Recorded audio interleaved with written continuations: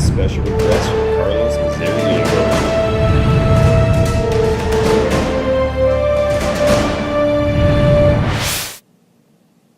Coach Fusion coming at you. Just got off Instagram and I was messaging back and forth with my good friend Carlos Mazariego, personal trainer extraordinaire. He was a very accomplished personal trainer and drinks some nice fresh water and toast you. And he's helping a client out that's getting ready for a wedding. They happen to be vegan or vegetarian. Here, let me have a look there.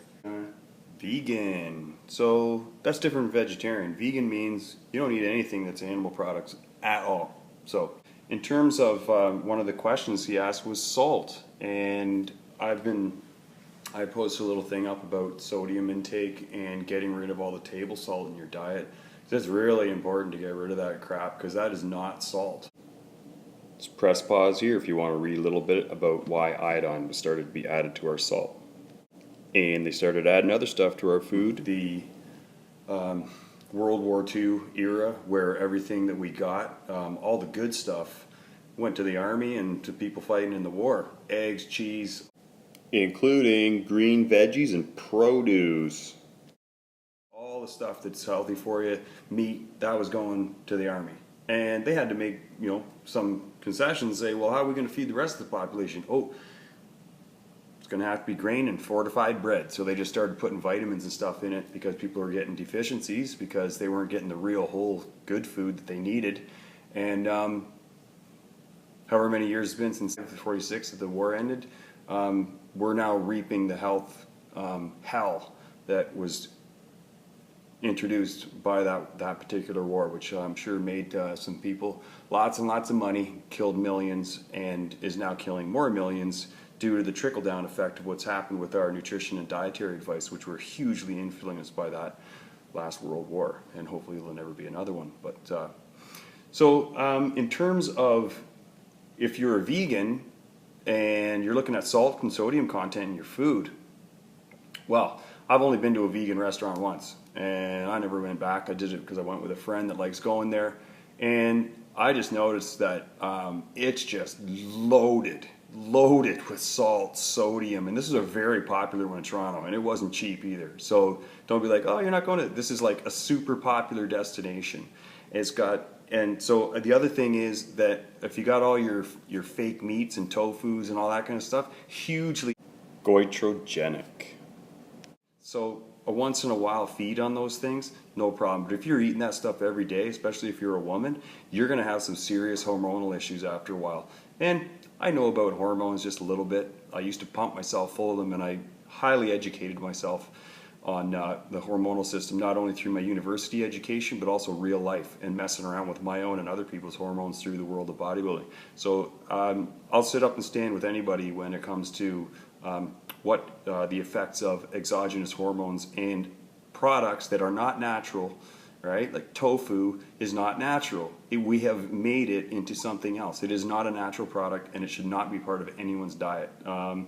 Good part of information for that, there is a book out there, I forget what the doctor's name is because I've read so many books, I don't remember every author. There's too many hundreds of books.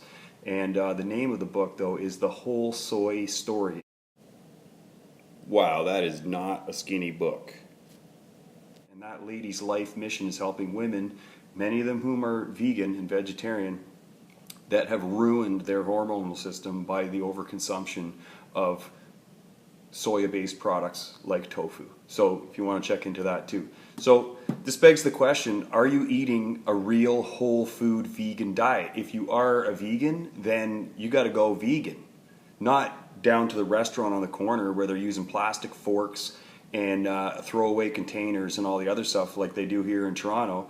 And it has nothing to do with sustainability. It's a huge money-making machine, and I'm sorry, but if that's the place you're in, you're not following an actual vegan diet. Not in my personal opinion. I'm more vegan than that. All right? I actually look at what if I can buy stuff locally, I do. All that stuff, I'm going more and more towards that. And I'm not getting stuff that's full of fillers and binders and all this stuff. Like, it was so strong on my palate, it was like I could feel it burning my throat while I was eating it. There was that much like spices and extra salt, and so I could tell what was in it. and I'll never go back and eat there again.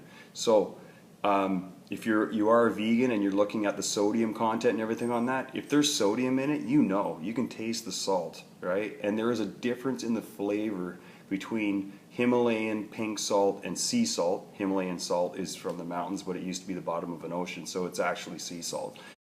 Check out organics.org and table salt versus Himalayan salt for more info, or just pause it here. Take a peek.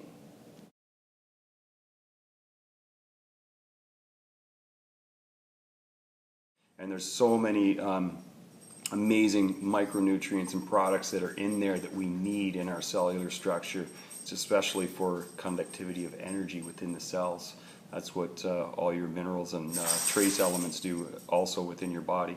And yeah, so as much as table salt and all that's bad, if you can't get it out of your diet because you're eating these products that are full of sodium, adding extra sodium from a real natural source like Himalayan pink salt is not going to do any harm. It's only going to benefit you.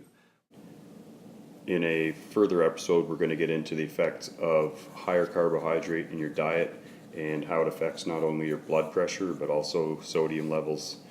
But everything that you can do to decrease your iodized table salt type sodium, which is what, if you see it on the ingredient list, then that's it's iodized salt that is being put in the manufacturing process. So I hope I know I've rambled a little bit in this one, but this is like an open discussion conversation with me. Like if someone comes and sits down with me, it's not going to be a 10-minute little, oh, here's what I think. This is always a discussion, and it's got to be dialogue. So if you're one of those people that I see on the statistics for my YouTube videos where the average watch time of a 10-minute video is 3 minutes, you miss the point. You have no time in your life to actually learn about things except in little snippets. That probably means that you probably have stress and other things that you're not properly managing.